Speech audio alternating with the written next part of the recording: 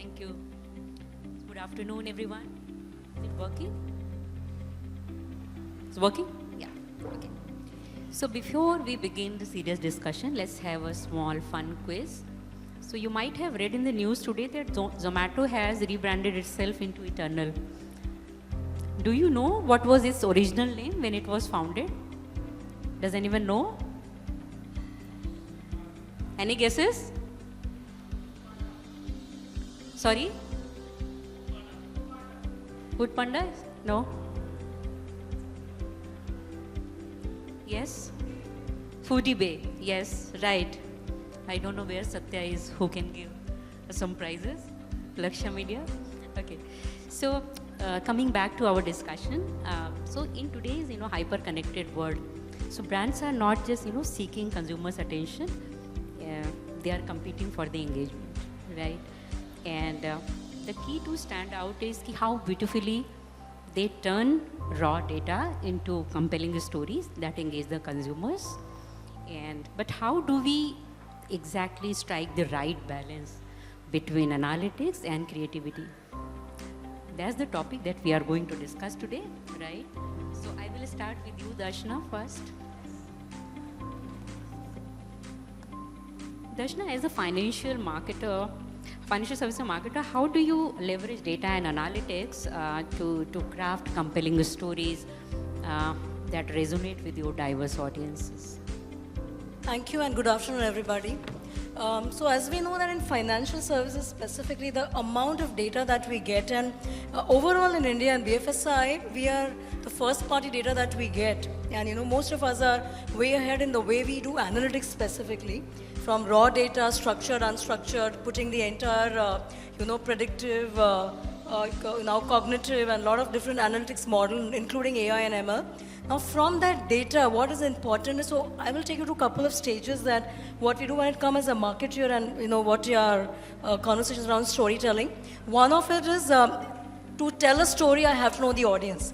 Whom am I telling the story? So very importantly is to do the consumer segmentation. The customer segmentation is a starting point because where we have all sorts of data, whether it is transactional data, it is a risk data, whether it is their behavioral data, we also now layer it with the cognitive data, including their social footprint. So that's the kind of segments. So we will have some 5 to 6 meta segments getting into micro segments, and from that segmentation, coming to the next phase is that how do I use data to deliver relevant, intent-based content pieces, which is basically personalization. So today across our businesses and in financial service, whether it's my lending business, where we give you pre-approved loans, and these loans are given and disbursed, let's say, in 2 minutes. So for that, we would have touched the bureau data, we would have done the entire risk analytics and all of that done, and now we are giving you real-time offers. When it comes to my life insurance, we do, again, a pre-approved life insurance, and all these are, I always laugh that there was a time when we just said, in 2 minutes you can get noodles, today you can also get loans, you also can get insurance. So, because that's the consumer expectation today. You learn from analogous, categories, and you expect the same from financial services, and that's where we touch the KYC is done. So, thanks to the whole India digital stack, because of that today, these things as BFSI, we are able to have end-to-end digital solutions and, journeys for them. So that's where in my health insurance business, where we focus on health, we actually real-time use the data to hyper-personalize to say that, have you done your 10,000 steps today? So it is one-on-one, it is, N is equal to 1 there, where we are really talking to the customer, knowing that, okay, you've done only 7,000 steps, there's a trigger which will say that only 3,000, you can do it, and various things like that. So that's the health insurance business, and so on and so forth. Across we use data, so that's segmentation, that's giving you offer, engaging with you, and at the same time, in our, we also do listening. So a lot of listening data is also used to really drive real-time content and engagement and advocacy. So how do I use a lot of my customer behavior? Because financial services can get daunting. The kind of, the language that we use, it's a very category, very actual. So how do we simplify that and view the consumers or the customers who have bought, on our platforms through our products, how we use their stories to give compelling, insights that how have they enjoyed. So really working through the funnel, if I have to talk like a marketer, but data at every point understanding the consumer, understanding their needs, personalizing it, in fact, hyper-personalizing it, and converting into, profitable engagement. Very interesting. I think consumers' expectation is actually rising, and the kind of services brands are offering, like Darshana mentioned, 10,000 steps thing. So of course, expectation will continue to rise, right? So coming to you, Dipti, you represent the luggage industry. How do you use insights, to develop personalized narratives for consumers who have their emotional and functional needs? They are travelers, right? So, firstly, good afternoon, everyone. Thank you for having me here. Kanchan, you've asked me literally my favorite question.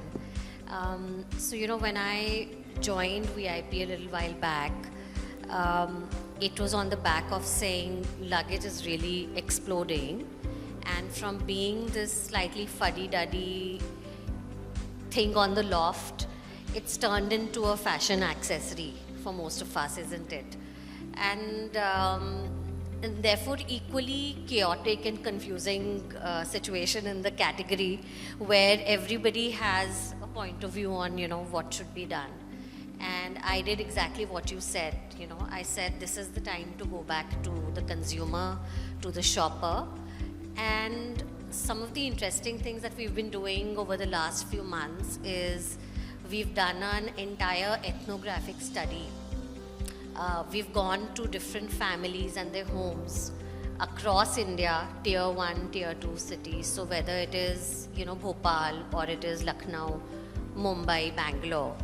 And we've actually sat with them, told them to get their luggage off the lofts, show us their luggage, the old and the new, and the kind of beautiful stories that came out, the kind of memories and passion and things that came out. And people have shown us stuff which goes back in the day to those very old attache cases to now the most stylish, cool looking luggage. And I think what it tells is how do you really go deep into people's lives and find stories and what really compels them in the category. And I think no matter where you go, whether it's luggage, I've been in telecom, I've been in B2B services, it never fails to give you gems, right? To really figure what is the driver and the lever in this business for the consumer, what's going to move the needle. So one of the most beautiful ideas which came out was to really create, suites for families where there is different kind of luggage for, the young people want a very different, colorful, stylish, but for the slightly mature people, they need some other convenience like lightweight or better ergonomics. They're willing to pay a little extra for sophistication. And we've literally been able to create a completely new line of products with that. So yeah, going back to the consumer and really getting to the root of moments of truth always yields great value. What a wonderful, way to get the consumer insight. I mean, like as a journalist, we are also supposed to go on ground and gather the facts. I mean, you actually did that. And मेरा एक अगला question है, हमारे घर कब आएंगे आप? I can show you. So we have even iron boxes. I mean, I think many years back people used to carry iron boxes as well. I remember when I went for my MBA, and in the hostel as people were coming, with their parents, there were a few trunks, right?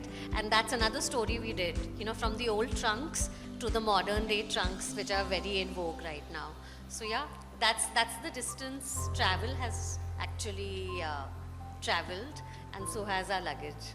Yeah, so thank you. And now coming to you, Priyanka, you represent beauty and hair care space, and I'm sorry for the morning goof up. Okay, so how do you turn diverse consumer data points into compelling stories that resonate across your consumers? I mean, different groups, different diverse groups.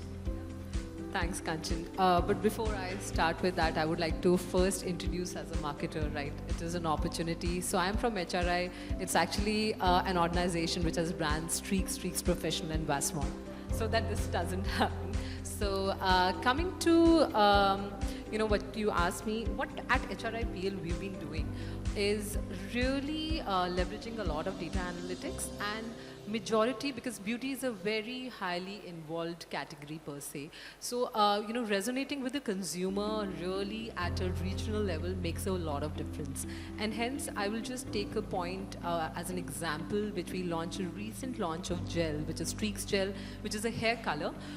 The positioning of the brand was unprecedented shine through a effective gray coverage. However, when we went to each region, it was very important, and we got a lot of data from a behavioral science to understand what an effective gray coverage can do to you and what it means to you.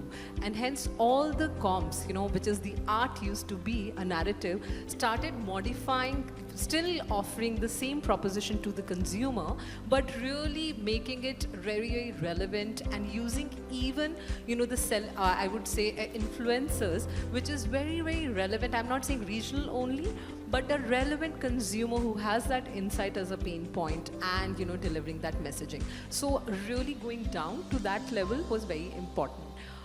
The second level, which we continues to do again for narrative and storytelling for us, is the data plays another big role for us when it comes to innovation, right? And again, we do a lot of trend tracking, and along with that, a lot of e-commerce trend report. And with that, which we also figured out one of the key innovations, just to recent again some few months back, we launched Heat Protect. It was again a lot from the consumer that we need. When I have to go back, I do blow drying, I do so many things. I wish I have something which can protect my hair, because I want to go out, and that's what the need was. And here comes the Heat Protect Serum, which we launched. We were hearing the consumer, and within 2 months, it became the bestseller in Amazon. So these are continuous evolution. I think as a marketer, it's evolving for us. We are learning. A lot of data now is that we don't need to go back to researchers, which used to be like, I'm not saying we continue to do old way, but a huge data point exists. You just, browse that itself. You get plethora of ideas, and a lot of narratives comes alive for us. Yeah, so wonderful. Yeah. Thank you, Priyanka. So Rishi, you represent media industry. So how do you see, evolution of storytelling impacting the way brands communicate with their audiences? So hi. So essentially for us as a news brand, right?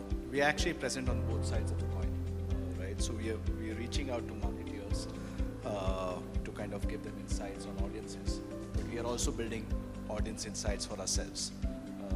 Because at the end of the day, we have to reach out to audiences and speak what they want to see as well, right? And at the same point of time, our primary objective is to report, because that's what news stands for, and report what the truth is, right? So for us, it's a very interesting story of what has evolved in the last few years, right? Because there is data collection that happens for us on digital, which we get a lot of insights on in terms of what are the kind of topics and so on and so forth, right? But there's a lot of data collection that happens on ground also, because we have a huge workforce which goes on ground and actually collects news, right? And then there are so many times that we probably go to marketers and tell them that, look, actually your consumer probably is interested in this kind of content, okay? And I might not have digital data to back it, but I have real-time on-ground data to back it as well, right? So it's a great mix for us. Of course, personalization, like everybody mentioned, is the key today. Like I always say that a consumer today of any brand, or especially within news, has taken that my way or the highway route, which is essentially you be there where I want to consume your content, right? And if you're there, I'm happy to engage with you.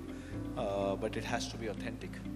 It has to be something that adds value into his life, right? And at the same point of time, not kind of enter into his personal space. So that thin line kind of needs to be maintained. Yeah, I think authenticity is the key word here, right? So Satya, Prabhakar, coming to you.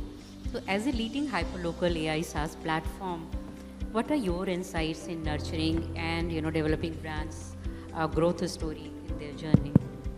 Yeah, thank you for that, and thank you for having me here. So just to briefly introduce what ProManage does is that we work with about 70 large nationwide brands with physical presence across the country, which are stores or branches or locations, and help them manage their listings on close to 20 digital platforms, including Google and Bing and Apple, using APIs and technology and AI. That's briefly what we do to set a context for what I'm going to explain. While a lot of us as CMOs and marketing managers, you are striving to establish a positioning in the market and build a brand, there are actually right now in a month close to 750 crore to 1,000 crore searches happening. People looking to buy something, whether it's a product or a service. They're either looking for you by name or they're looking for the category without you on their mind. So that's a blue ocean of opportunity. So this is a very high intent users spread across multiple platforms, Google being of course the biggest. And there are a lot of emerging platforms that are coming. So the real challenge that many brands have is how do we ensure a delightful consumer journey for those who have a need for what you are selling today, right now, right? And that becomes a computationally complex and complicated job, because every listing that you have, whether it's a store or a branch, has got about 120 to 150 data points. And if you have 1,000 stores times 150 times 20 platforms, it becomes a very difficult one. And the optimization is another complex algorithm of search, matching the search intent and proximity, prominence, consumer love, and there are about 40 to 50 signals that go into whether you will appear in the top 4 or 5 things that when people are searching, right? So the consumer journey is important, just so that these guys can connect with you, whether they want to call you or whether they want to come to your store or whether they want to click and go to your e-commerce site or whatever it is. That consumer journey must be seamless. Then you got to protect your brand in the sense that you are able to project your brand the way you wish to across so many platforms, across so many physical locations, and finally to be able to engage with these consumers. So while the brand of course is in the logo and the stories that you tell, definitely, the brand is also experienced in the touch points, which is somebody comes and posts a review, positive or negative, and you don't respond. The brand weakens at that point in time. So in the digital space, in the eyes of the consumers who have a need for what you're selling today, there are multiple opportunities to make a delightful experience. And in that experience, also listen to what the consumers are telling you, what are they looking for, and craft a story around what the consumer expectations are and what consumers are asking for. And that's a insight, and the kind of data that you get is extraordinarily voluminous, and it is sophisticated and nuanced that you can do that. Yeah, I think responding to consumers and maybe addressing their complaints is very important. You rightly mentioned, Satya. Thank you for this insight. Now moving on to the second round, and Darshana, I will come back to you again. So I would like to understand what role does storytelling play in building trust and credibility with customers in your sector, which is very complex? Absolutely, Kanchan, and given that, no matter how much you are, and being a marketer, and I love storytelling, but in a category like mine, where we are owning money. Now, money is very serious because it is it is a lot of emotions. It comes with a lot of the baggage that customer, and a lot of fear. So when you're dealing with a category like that, first thing first, it comes, we have to talk about trust. So how do you build trust? In our case, of course, a lot comes from the group legacy, with Aditya Birla as a name in, for us. So by default, there is trust involved. We just have to ensure. So what does it mean? For me now, with Aditya Birla as a brand name, the financial services, we put a lot of asterisks, a lot of these things. So you will see a beautiful mutual fund sahi ad, and in the end they will say, it is finally at the risk of the, investor. Now, this is something that we have as a brand guideline. We have removed the asterisks and to be transparent. So whatever we are promising has to be absolutely right. There are no more asterisks and no more. So I'm saying this is where we need to build a lot of trust. Now, coming from data point, how do we do? So, like I said, brand advocacy. People who are like my promoters in my net promoter score, how do I use my promoters who have given us positive to make them more word of mouth? So we take their videos, we take their bites, we put it back on social, we give it to our entire intermediary, our entire distribution team to say that, okay, this person who has bought my product is happy. He's left the promoter the 10 on 10, 9 on 10 score. So that's one way we use a lot of storytelling, a lot of video content from that data point of promoter. We also do a lot of listening. So from the brand listening to understand what are my consumers talking, what is happening in the industry, and how do we leverage and make it real time and authentic. Because today there's so much of content happening. So in that clutter, how do you pick up the right noise so whether it is a complaint, whether Satya was just talking, whether in the entire service, that 360, unified 360 view of what the consumer is talking, what are they liking, what is their pain point, how do we pick up these different things and real time, so we have tats around this, and make real time stories published or, leveraging AI now, because AI helps you to give text and content and all, and how do we publish it back. So one area for sure. The second is, beyond trust is simplification.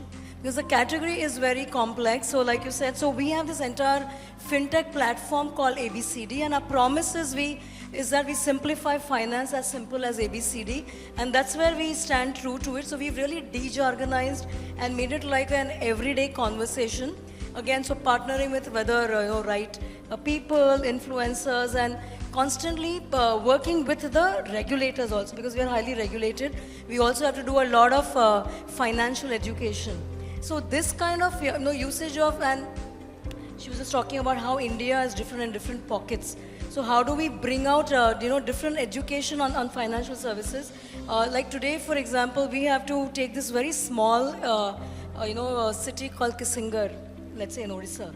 Now it's a very different profile. So how do you start talking? So we do street plays to many things over there, and creating digital content to really help them understand financial services and de-jargonize.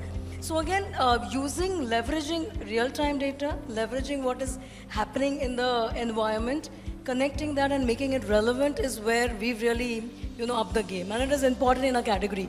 Trust and simplifying, two things. Yeah, I think Darshana, you rightly mentioned, being a legacy brand, you might enjoy, certain amount of trust and credibility by default, but still I think everyone has to reach out to the consumers and to understand their viewpoint and then work accordingly, right? So Dipti, now coming back to you, so how do you maintain consistency in your brand messaging across different product lines and customer segments? Very, very interesting point to pick up actually.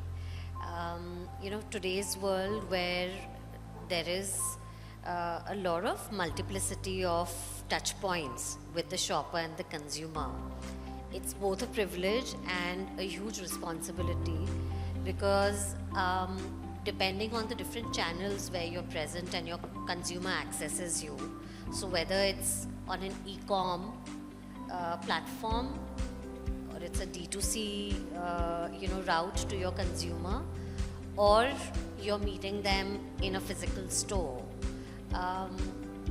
chances are, given the complexity of different pressures from these channels, there are very different behaviors as a brand that can happen, right?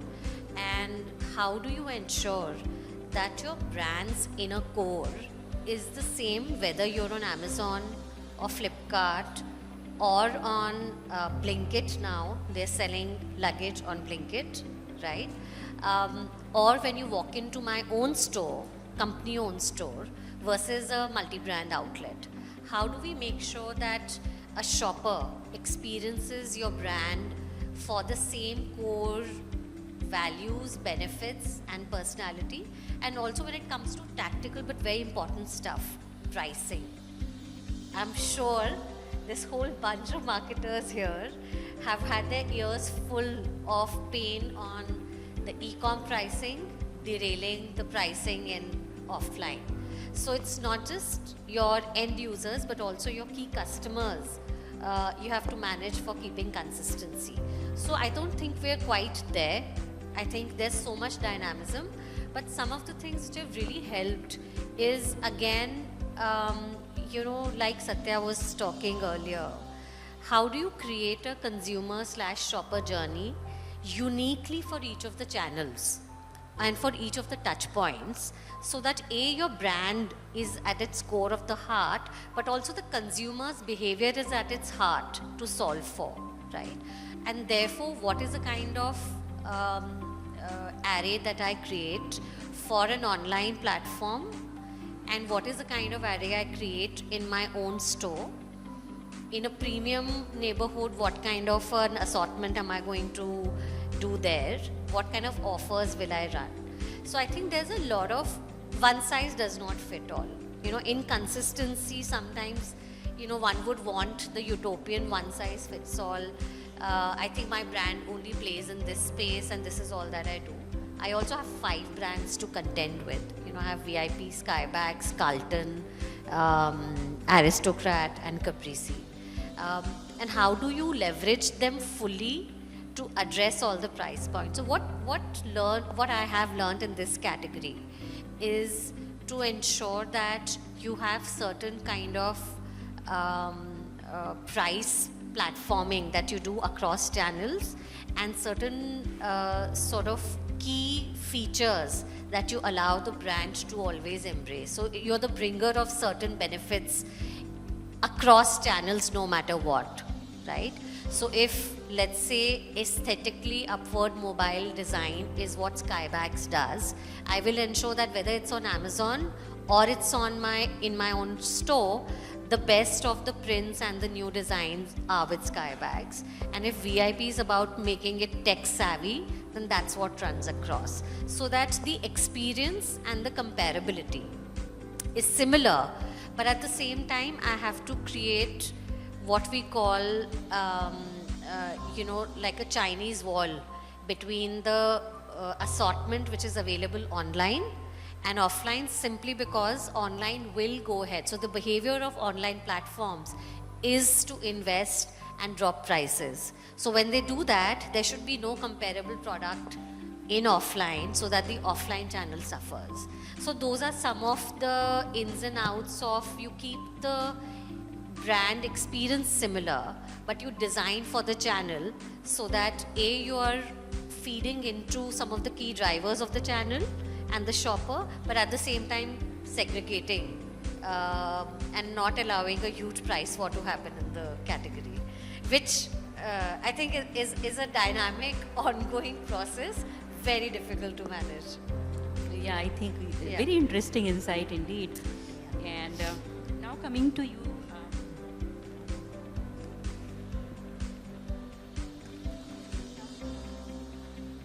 with digital storytelling becoming more immersive and real time, how do you use data inspired creativity to personalize content and build deeper engagement with your beauty customers? So I think for us, it has become more and more important that how much we can go and with the consumer and make it more real time. I'll give you an example, especially it runs more for Streaks Professional, which is more a salon special product. And in that particular one, right, I mean, we are the brand who is an Indian brand, but Indian homegrown brand, but we get the global trends outside of the India, learn that, look at the Indian trends which is happening, and get and create our collections every year after year. And it becomes very important those collections are as relevant, though, like, if the mocha mousse is the year of the color of the year, so we would have launched 5 more brown shades just to suit the palette of the Indian customer, because obviously we can't translate. Obviously the mocha mousse would be the key one which we would also like to leverage, but just to fit the same thing on the collections, not only on the product innovation. Also what we do is there's something on the professional side, there's something called mega shows where you really display a good content, when I say models walking on the ramp, taking your products and really leveraging it, how beautiful does it look on you. So for that, we are the ones who not only does offline shows, but also make it real-time available to our salonist community who's not able to see but absorb that content, which is not post, but real-time looking at, having the conversation, doing the education and understanding and engaging. So that's the storytelling, even with the expert, the master classes which we go beyond, maybe doing it Mumbai, but pan-India, it can be viewed by especially our own salonists who are really a part of Streaks Professional. So these kind of storytelling, can happen and go at a real-time level for us, which really helps in building much stronger connection. And this is not one side street. We also do a lot of campaigns at the salons, right, which feeds back the data back to our models to understand that, okay, like example, the way she was telling about Orissa, so what's working on the UP salon, what we really work towards and design product and services to adhere and provide an experience that a Streaks professional can do. So these are a few things which on a real-time basis, the data helps you build it and create your narratives much suited to your level.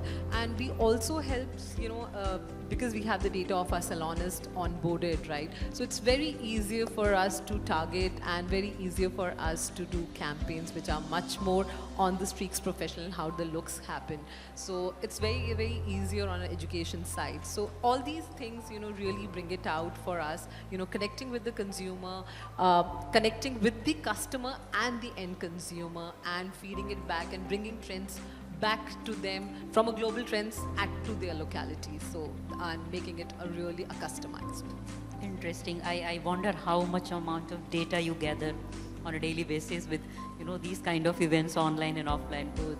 Right. Coming to you, Rishi, we would like to understand what challenges brands face in leveraging analytics to optimize their campaigns in media landscape.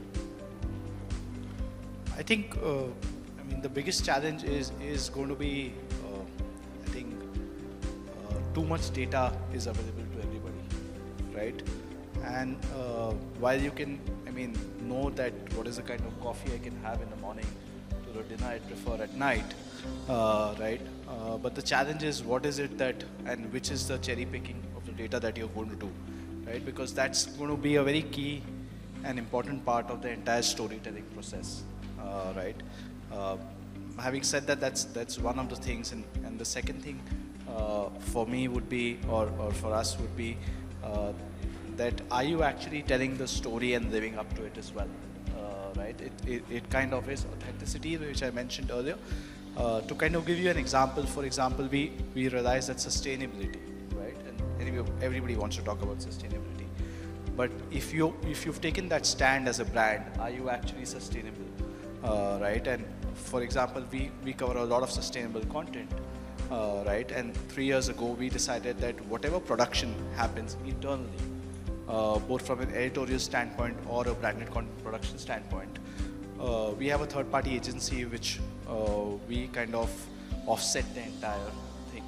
So while there is carbon footprint getting created as a brand, if we stand for sustainability or if we say that we are sustainable, we are actually living that story as well, right? So that's where storytelling kind of gets completed, right? So that's the other challenge, that a lot of brands or a lot of organizations today talk a lot about the consumer and so on and so forth and what the consumer is interested in. But when it comes to kind of implementing it at their end, I think there's still some way to go. It's a huge challenge that's there. Yeah, execution and implementation is important, right, Satya? Yes. So Satya, I would like to understand what are the emerging trends and tools that will shape brand storytelling in the coming days. Sure. So in the first round, I mentioned that a lot of brands are leaving money on the table by not intersecting the vast numbers of consumers who are actually out looking for you or the category. That's number one, right? So that requires ensuring that your presence is optimized, widely distributed, and so on. There is a second place where brands leave money on the table. And if I have one complaint against the CMOs seated with me, is that if there are 100 consumers who are connecting with the brand to buy something, typically about, in our experience at least, between 5 to 20%. 20% if you're lucky, 5% to 20% convert to become customers today. The rest of them walk away for various reasons, right? Either their intent to buy is not immediate, it's not intense at this point, or they're just exploring, they're just researching. So out of 1,000 people who will come to you, 900 are walking away. Who are these 900 people? The 900 people are people who have a need for what you are selling. They were searching either for you or for the category. They found you, they clicked on you, and then they connected with you. So if this is not the needle in the haystack, I don't know what is. So this is your target segment. And it so happens that today they are not converting, but it would be sort of short-sighted to not continually engage with them going forward and create an environment that they can convert into customers later. Usually what happens is people are searching, they are actually researching, where they don't know what to buy, right? They have an intent to buy, whether it's luggage or a loan. They have an intent to buy, but they're not sure. They have a limited amount of time of exploration, right? Whether it's a man looking for a boy looking for a girl to marry, or the girl, everybody has a limited amount of time of research. What insight we found is, if the brand can positively and helpfully engage with these others who are not converting today, by helping them answer the questions they have and clarify any skepticism or doubts that they may have, and give them information about helping, they will more than likely flip for you when the decision makes to come. We have seen it personally. One of our clients is actually Sterling Resorts, and that's a very high engagement product, right? An average booking could get you anywhere between 18,000 rupees to about 30,000 rupees, right? So it's high value. But the person who is trying to explore, okay, which resort should I stay at, has multiple questions. Can my kids swim in the pool after 9 p.m., right? Or what trekking areas can I go to? How cold is it, right? And can I stay till 2 p.m. and check out? So he has myriad questions to ask. So if you can find ways through AI, and I'm not using AI lightly, like most people seem to, but if you can provide them helpful information about whatever you're selling, I think the conversion of the other 90% tends to be very, very, very high. So that's the second insight that we developed. To be helpful in the research phase and not be impatient that they're not converting today. They will eventually convert, and more than likely when they convert, they will choose you.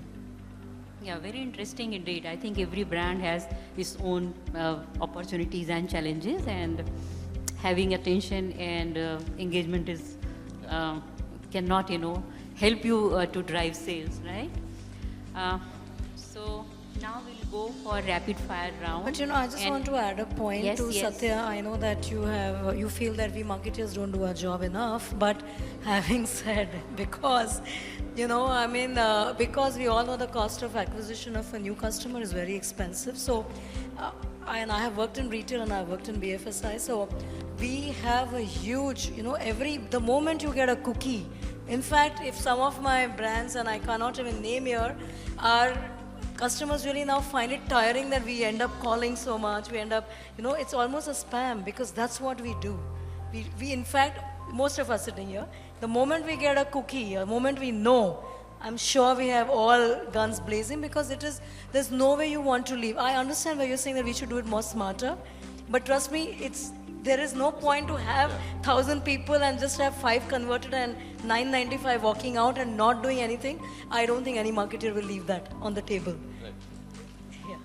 Sorry. Okay, so before going to the rapid fire round, I think we can take questions from the audience. Do we have any question from the audience? No? Then let's moving on to the rapid fire round. I will start with you, Satya, first.